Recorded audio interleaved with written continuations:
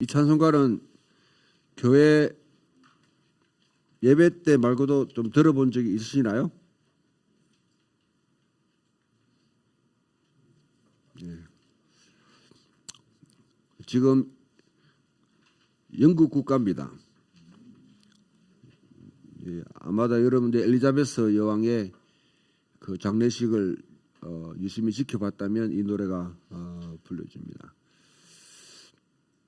영국 국가를 우리가 부른 게 아니고요. 예, 영국 사람들이 이 찬송가를 국가로 만든 거죠. 본래 이제 제목은 영국 국가의 제목은 하나님이 여왕을 지켜주옵소서 하고 엘리자베스 1세 때 그 바탕으로 이렇게 국가로 사용됐는데 왜 이것을 사용했는가 저는 곰곰이 생각을 해봤는데 이제야 좀 알겠어요. 오늘이 여러분 주일이 그리스도의 통치, 하나님이 온 우주의 통치자이다, 그리스도가 통치자이다 하는 것을 이제 기리는 그런 날인데 영국이 온 세계를 지배했지 않습니까? 지배하면서 그리스도의 통치가 곧 영국의 통치다는 생각을 가지고 그와 같이 자기 일을 갖다가 이제 응용했는 것 같아요. 같은데 아무튼 오늘은 우리 교회력으로 말하면, 교회 칼렌더로 말하면 이제 오늘 마지막 주입니다. 다음 주부터는 대강절, 이제 주님이 오시기를 기대하는 대강절로 새로운 또 시즌이 시작됩니다. 또한 이번에가 여기 여러분 그 앞에 있는 스크린 보게 되면 위어 C 돼 있지 않습니까? 이게 A, B, C 3년을 쭉 돌아가는데 그게 이제 마지막 한번 이제 한 바퀴 뺑 도는 마지막 그런 주일입니다. 우리도 이 예전적 예배를 A, B, C 3년간 이제 했고 3년간 했는지 마지막 한 사이클을 한번 도는 그런 주일이기도 합니다. 그래서 본래 우리 교회가 이때가 한 2년 동안 그 추수감사절을 거의 추수과 맞물려서 10월 초에 그렇게 지켰는데 준수했는데 저도 그게 구약에 있는 초막절 시즌이 비슷하기 때문에 날짜가 비슷하기 때문에 그렇게 하는 게 맞다 생각하고 그렇게 했고요. 또 한편으로는 11월 첫째 주가 되게 알려지기는 이 퓨리탄들이 미국 가서 처음으로 열매를 거둬서 이렇게 추수감사절 지냈다. 그렇게 해서 이제 거의 대부분의 미국의 영향을 받던 교회들이 이 날을 이제 추수감을 지키는데요. 제가 보니 영국도 지키더라고요. 영국에 살았으니까 그게 뭐지? 이렇게 생각했는데 이제 이걸 하다 보니까 알게 됐어요. 그러니까 퓨리탄들이 사실 추수감사절 이날 지키는 걸 먼저 했는 게 아니고 본래 이날은 추수감사를 지키는 절기에 퓨리탄들이 이제 첫 열매 거둬서 그게 맞춰서 되는 것이죠. 그래 신학을 하고 목사를 해도 30년 이상 지나도 모르는 게 많습니다. 다 알고 목회하려고 하면 아마 못하시 싶습니다. 우리 박재영 집사님 목사가 모른다고 자꾸 티박을 주는데 목사도 모르는 게 많습니다. 살아가면서 알아가는 게 많습니다. 그래서 오늘 그리스도가 그러면서 이제 온 만물을 주 앞에 다 걷어들여서 우리 추수한 것을 걷어들여서 하나님께 바치면서 주님이 이 땅의 주인이십니다. 주님이 다스립니다. 하는 것을 선포하고 기념하는 주일이 바로 그리스도의 통치 주일입니다.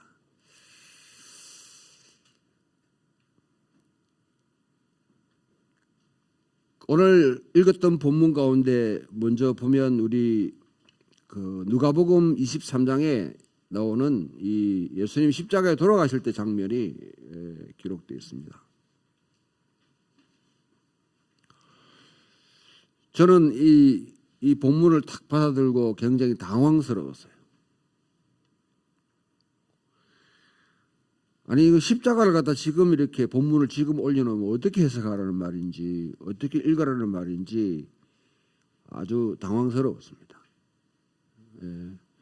보통 누가복음 23장 되면 이제 복음서의 마지막 부분이니까 되게 이제 부활절이나 아니면 고난주일에 읽는 순환주일에 읽는 본문인데 이게 맨 마지막에 올라오니까 왜 이렇지 하고 고민할 수밖에 없었습니다.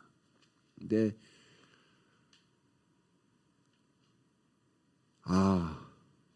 또 이제 득도를 하는 거죠. 깨달아가는 거죠. 예. 십자가는 예수님이 고난받는 우리 죄를 위해서 대속하기 위해 십자가에 달려서 고난받았다 하는 의미도 있지만은 사실 그 안에는 더 깊은 의미가 있습니다. 우주의 드라마로 보면 예수 그리스도가 대관식을 펼치는 날입니다. 예수님의 십자가 위에는 나사렛 예수 유대인의 왕 나사렛 예수 그리스도다 이렇게 하는 이 제패가 붙으셨습니다. 빌라도가 보기에는 예수 스스로가 유대인의 왕이라고 주장하고 하는 메시아로 주장했다. 1세기 당시에 누구든지 아마 팔레스타인 땅에 살았던 모든 사람은 메시아라는 이름을 들으면 그 자체는 자기가 왕이라고 주장하는 겁니다. 이 땅의 주권자라고 주장하는. 빌라도가 보기에는 그와 같이 로마의 통치를 받는 이 부속국에서 예수 그리스도는 자기가 유대인의 왕이다. 헤롯과 같이 빌라도와 같은 그런 총독들을 다 무시하고 자기가 왕이라 그렇게 주장했고 그는 유대인들에게는 메시아라 주장했던 사람이다. 그래서 못 박는 것이죠. 그 유대인들이 사내들인 멤버들이 와가지고 앞에 자칭 유대인의 왕이라서라 그렇게 요구했지만 빌라도가 보기에는 자칭이 아니라 얘는 유대인의 왕으로 스스로 주장하고 그렇게 행동했다는 것이죠. 어떻게 보면 대제사장들보다도 빌라도가 예수가 누구인지를 더 정확하게 자기가 정확하게 알고 있었던 몰랐던 간에 더 그렇게 파악했던 것 같아요. 요한복음을 보게 되면 예수님을 그 앞에 세워놓고 엑세 호모 이 사람을 보라 그렇게 가르쳤습니다.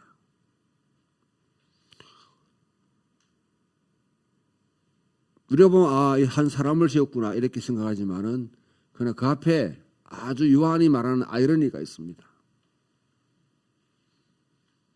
그동안 아담이 실패했던 이스라엘이 실패했던 것을 진정한 이루는 참 인간으로서 하나님의 형상으로 지음받은 참 인간으로서 빌라도는 자기가 모르지만은 모르는데 그렇게 지칭하는 것이죠. 예수는 진정한 인간으로 그 앞에 서셨다. 하나님의 형상으로 지음받은 진정한 인간으로. 십자가에 달려서 돌아가시는 그게 왜 예수님의 대관식이냐? 아주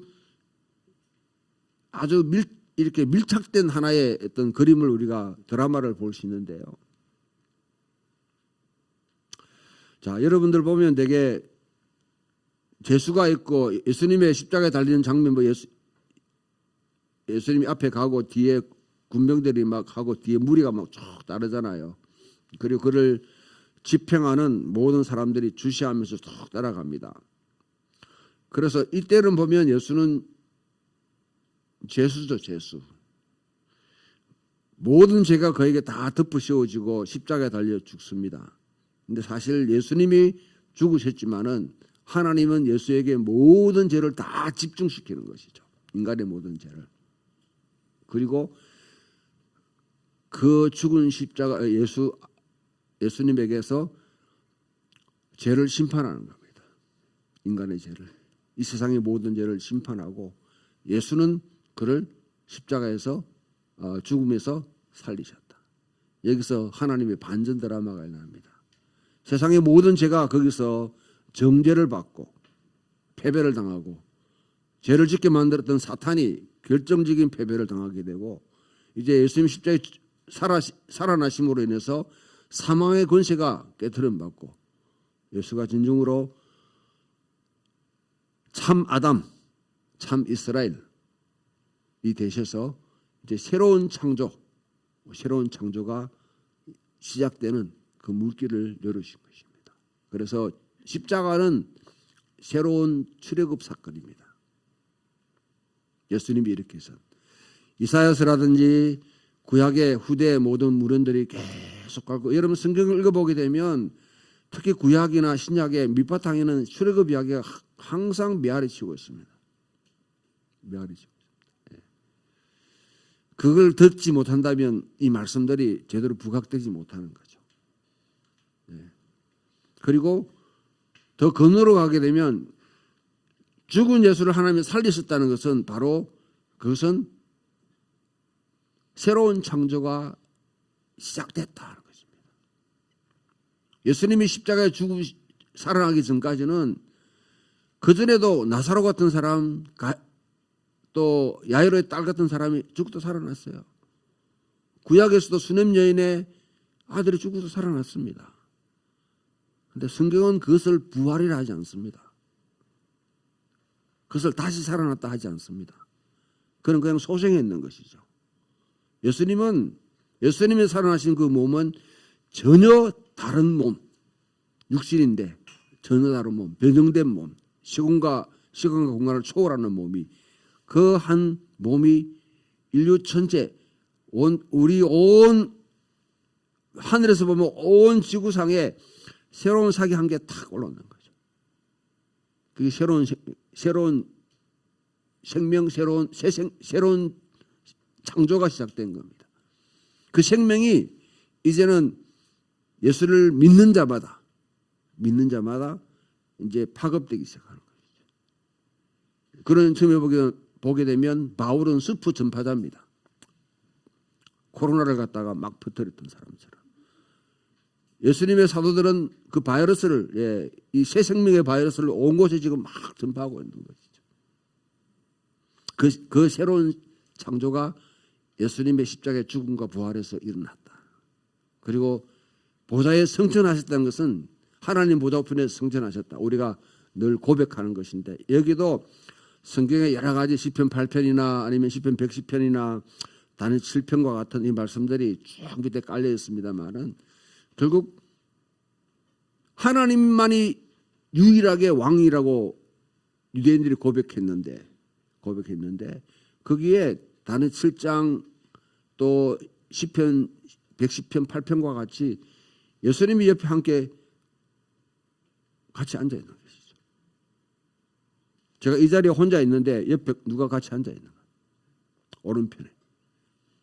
소위 말하면 우리는 잘 이해할 수 없는데 특히 이 중동 지역이나 그다음에 이스라엘 역사에서는 부왕이라는 말, 왕이 있는데 왕이 병들거나 아니면 왕이 늙었거나 아니면 왕이 이제 어느 정도 다 하고 나면 자기 아들을 물려줄 자에게 옆에 같이 공동 섭정을 하고 있는 그 장면을 일으키는 거죠. 주님은 그때부터 온 땅을 다스리는 주로서 왕으로서 등극하셔서 영원히 가는 것 아닙니다. 고린도전서 15장에 보면 그리고 시편 110편에 보게 되면 원수들을 발 아래 굴복시킬 때까지 발등상 삼을 때까지 이 땅에 있는 모든 원수들이 다 주님 앞에 굴복시킬 때 그 열매를 하나님께 다 거둬서 하나님께 마지막 그리스도가 바치게 됩니다. 그때가 아마도 최종적인 파루시아 주님이 오실 때가 되겠죠. 지금 그 일이 이 땅에 진행되고 있다는 것입니다. 거기에 우리를 소환하는 거죠. 소환. 우리를 징집하고 있는 겁니다.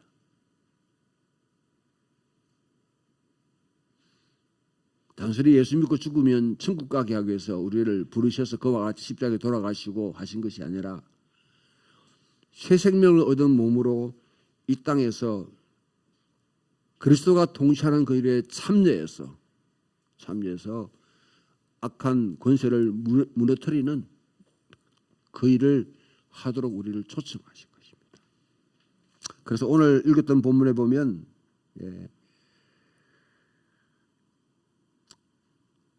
대관식을 하러 가는 대관식 속에 있는 예수님에게 신하가 와가지고 포도주를 따라주는데 신포도주예요. 그는 오히려 로마 병사였습니다.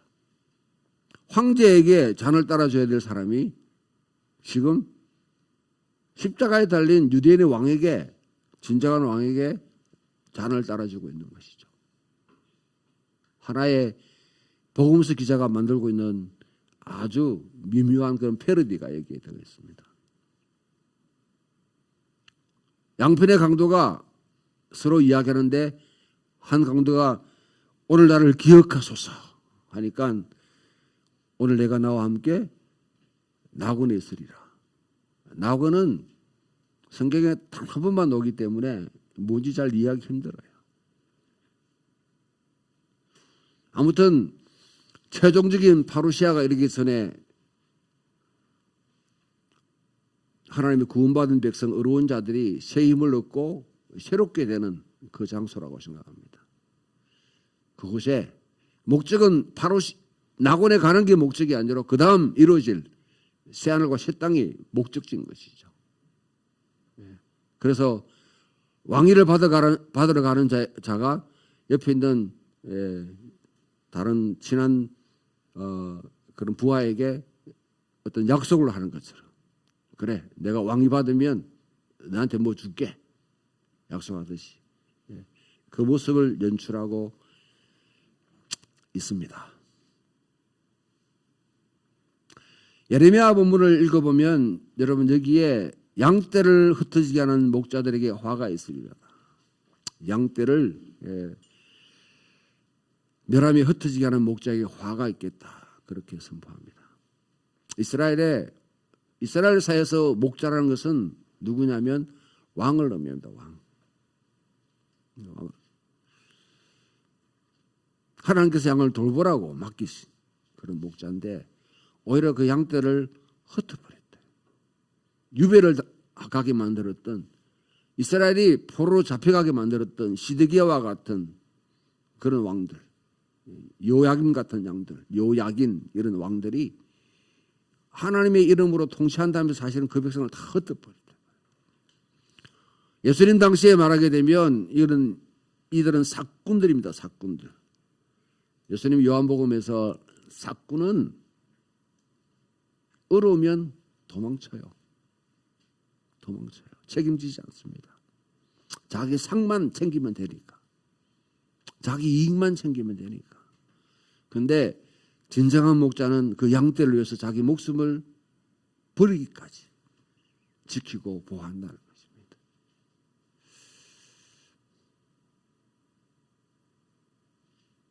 물어봅시다. 여기 목자라면 여러분 누구를 이야기하는 거예요? 오늘날로 말하면 누구를 이야기합니까? 전부 다 여러분 이거 목사라고 자꾸 이름 자체가 목사니까 목사를 자꾸 지명하는데요.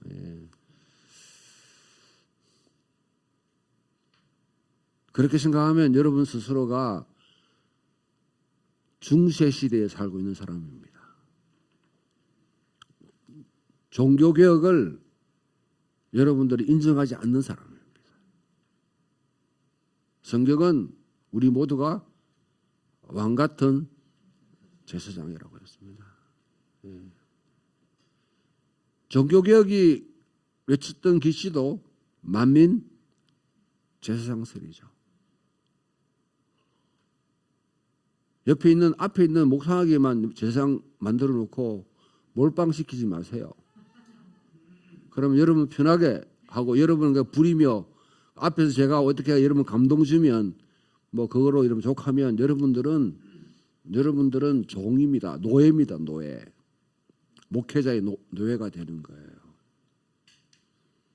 저는 여러분들이 제 자신의 노예가 될 일도 없지만은 저한테 이렇게 매어 있고 싶은 마음, 있게 하고 싶은 마음 전혀 없습니다.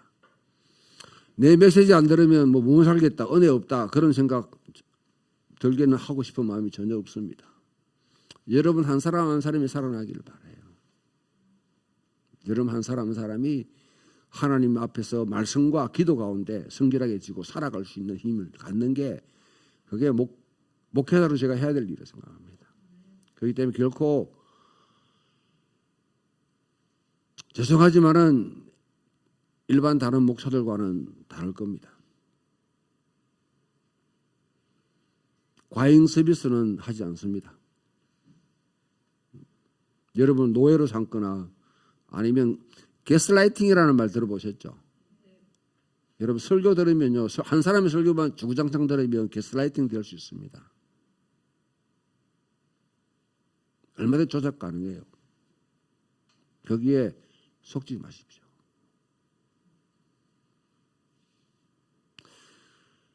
이스라엘을 흩는 목자들, 예수님으로 말하면 그 당시에 하스모니안 왕조가 저질렀던 잘못, 헤롯이 저질렀던 잘못들, 이런 왕가들이 저질렀던 잘못을 떠올리게 만듭니다. 예수님 당시에 헤롯이라는 왕가가 있고 또한 빌라도라는 여러분 로마의 통치를 직접 진행하는 로마 황제가 있는 그 가운데 하나님의 한 의로운 가지를 갖다가 일으키겠다는 것입니다. 의로운 가지. 제마의 제데크라는 의로운 가지를 떠올리겠다. 이사야 말씀은 사실은 뭐냐면 우리가 제가 아마 여러분 많이 들어봤겠지만 이사야 11장 1절에 10절을 다시 뭐냐면 이사야가 재해석하는 거예요. 나무와 상수리 나무, 밤나무 등등 이런 나무들이 있는데 하나님이 그 도끼로 다 찍어버립니다. 초토화되게 만드는 거죠. 그 가운데 거루투기가 있는데 그 거루투기에서 한 가지가 나오고 뿌리에서 싹이 나옵니다. 거기에 성령이 임하니까 의로운 통치가 이루어지는 거죠. 가난한 자를 돌보고 악인들을 징계하고 그러면서 그런 세상이 만들어지게 되니까 정의와 공의가 서는 그런 나라가 이루어진다는 거예요. 그러면 그 땅은 포식자와 먹이가 서로 죽이고 살리고 하는 그런 생존 경쟁을 일으키는 터전이 아니라 서로 함께 공존하는 세상, 평화롭게 사는 세상이 된다. 그 세상을 이사야가 그리고 있는데 제가 보기에는 이사야가 꿈꾸고 있는 하나님의 나라에 대한 그림입니다. 이 그림을 지금 뭐냐면 예레미야는 재해석하고 있는 것입니다. 자, 이제 우리 본문은 예레미야가 이런 분이 의로운 가지와 같은 분이 등장하겠다. 다윗에게 한 의로운 가지를 일으킬 것이다. 지혜롭게 다스리고 세상의 정의와 공의를 행할 것이다. 하고 예언했는데 그 예언을 갖다가 이어받아서 예수님 바로 직전에 그 예언을 다시 읊은 사람이 오늘 우리 교독했던 본문 소위 말하는 스가랴의 찬송시라 그렇게 합니다.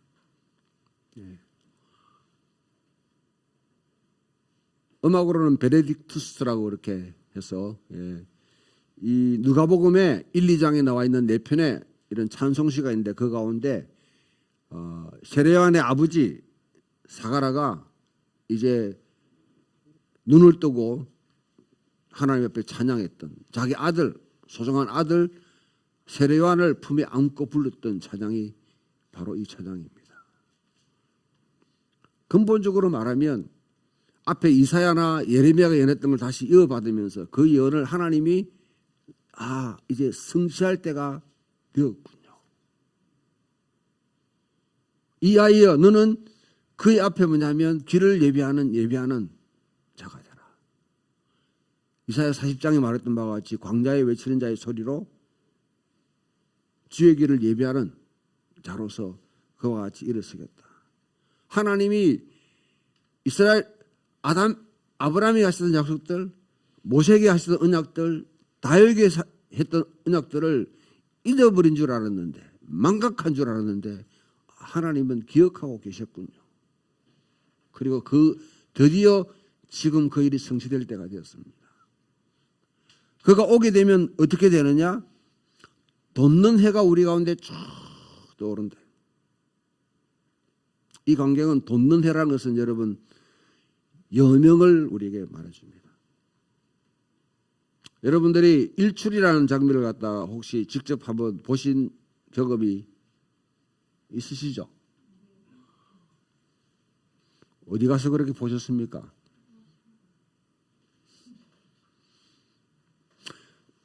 해질 때, 이제 해가 질 때 그 장면은 뭔가 힘이 없잖아요. 황혼이 쭉 깃들 때 보면 아름답기는 아름답지만 아름답죠.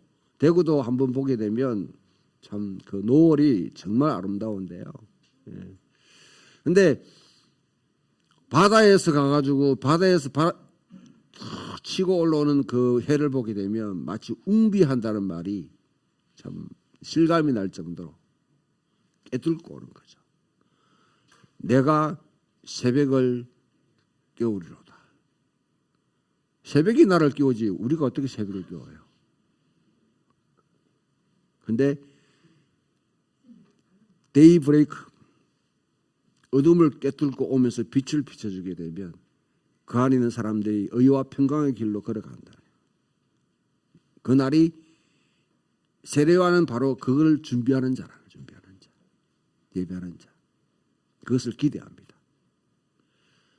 자, 마지막 오늘 골로새서 말씀으로 넘어가게 되면 골로새 말씀은 예수 그리스도 십자가에 죽으시고 부활하신 하나님 보좌편에 자정하셔서 이 땅의 성도들에게 성령을 내려보내줍니다. 성도들이 해가지고 개개인이 아니라 교회에게 성령을 보내주셨습니다.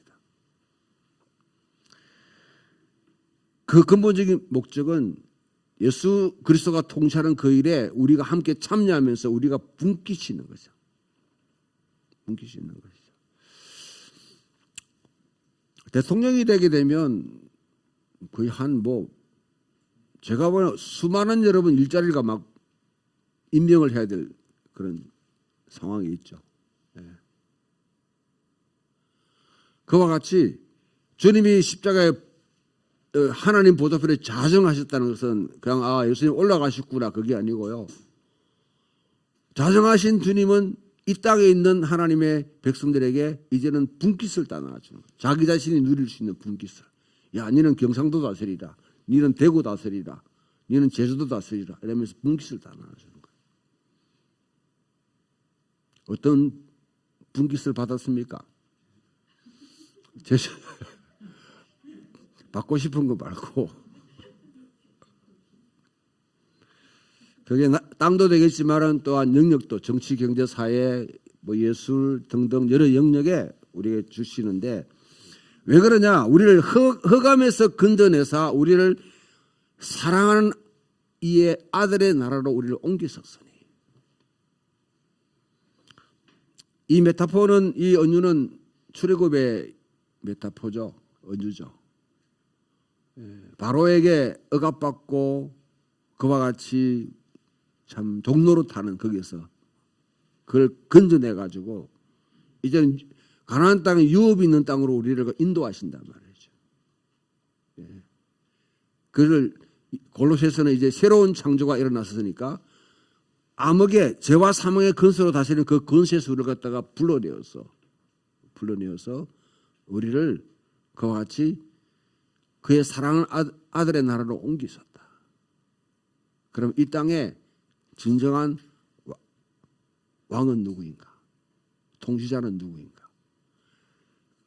그 문제를 이야기하면서 15절에 그는 보이지 않는 하나님의 형상이요. 보이지 않는 하나님의 형상이라 이 말을 여러분들이 이해하려면 이걸 한번 이 장면을 봅시다.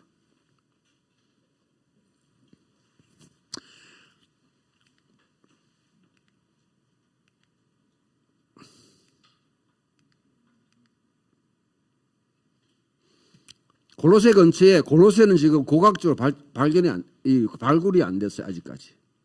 성경에 있는 모든 여러분 지리 그 가운데 아직 구체적으로 발굴이 안 된 곳은 한 군데 이 골로새밖에 없습니다.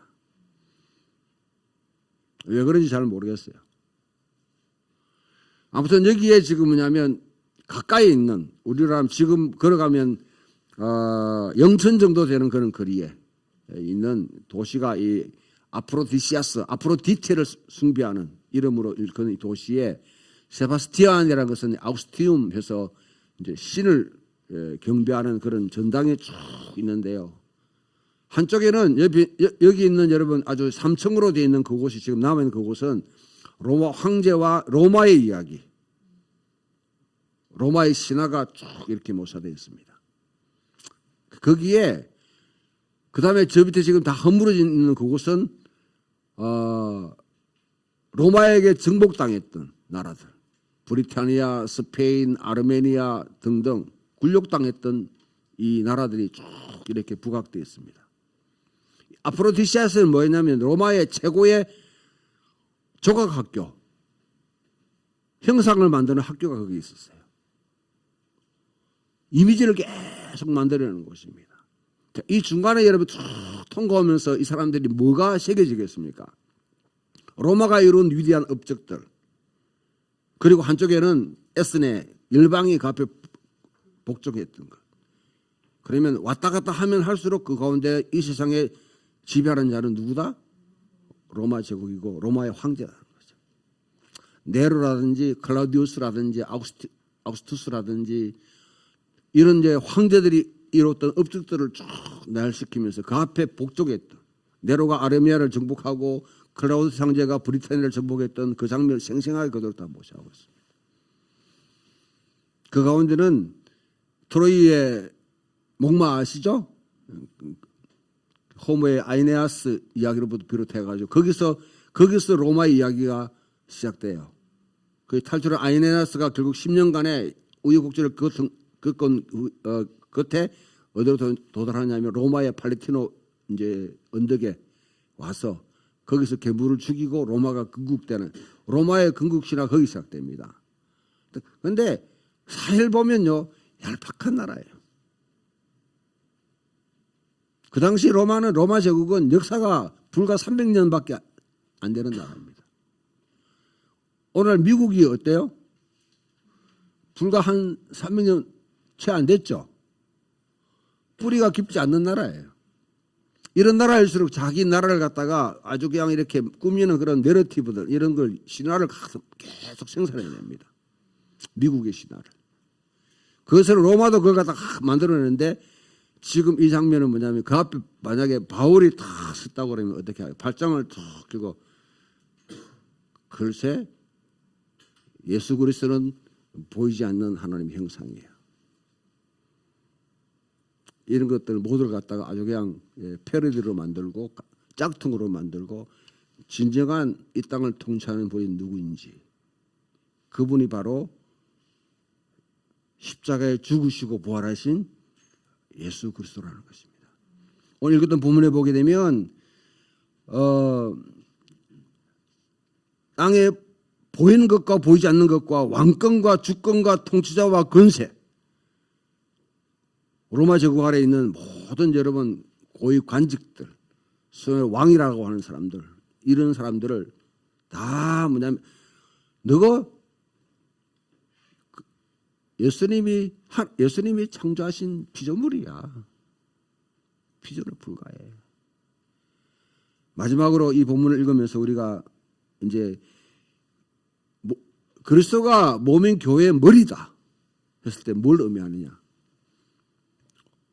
십자가에 죽으시고 부활해서 하나님 보좌에 자정하신 예수님이 어떻게 통치하느냐? 이 땅에 교회를 통해서 하나님의 통치를 이루어간다는 것입니다. 교회는 하나님 나라의 공공기관입니다. 동사무소, 면사무소, 구청, 시청과 같은 역할을 하는 곳입니다. 하나님 통치를 갖다 흘러보내는, 이루어가는 곳이에요. 거기에 우리가 지금 부름받은 사람들입니다. 우리가 소환된 사람입니다. 우리가 징집됐다는 것을. 그래서 우리가 주 예수 그리스도 안에서 하나님이 예수 안에서 이루신 이 놀라운 혁명이라고 말할 수밖에 없죠. 혁명. 십자가의 혁명입니다. 이 혁명에 참여하는 자고 이 땅에 하나님 나라 세워가는 백성으로 우리가 부름받았음을 다시 한번 각인하면서 또 주의 통치에 또 우리가 기뻐할 수 있는 은혜가 있기를 소망합니다.